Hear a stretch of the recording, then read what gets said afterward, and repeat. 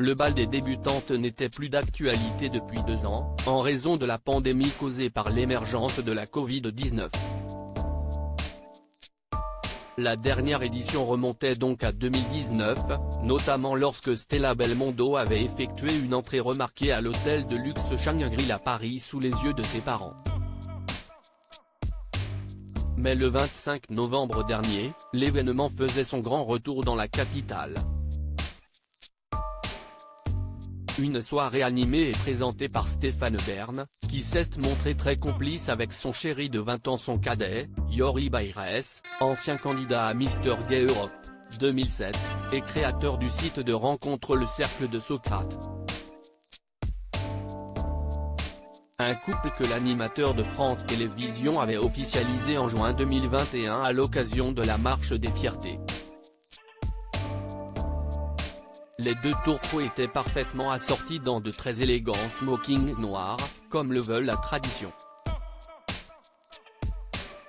Ils étaient également très bien entourés, notamment par des enfants de stars, que ce soit Annabelle Zimmer, fille du célèbre compositeur de musique de cinéma Hans Zimmer, Harper Peck, petit-fils de Gregory Peck, Eleanor Ford-Uvielli, descendante d'Henry Ford, Léa Isadora Behn, 6e dans l'ordre de succession au trône de Norvège, mais aussi Natasha Connery, la célèbre petite-fille de Sean Connery, connue pour avoir incarné James Bond à partir des années 60.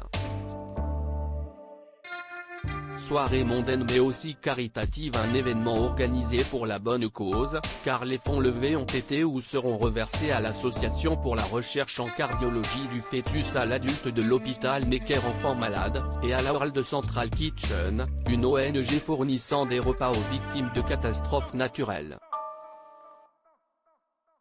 Pour rappel, le bal des débutantes a été lancé dans les années 1950 avec une première édition franco-américaine.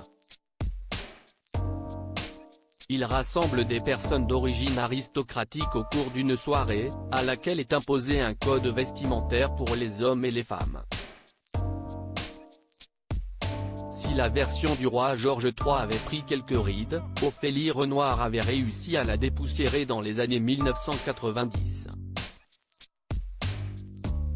L'événement a repris un second souffle depuis, et s'est ouvert à d'autres horizons, de l'Italie aux États-Unis en passant par la Chine.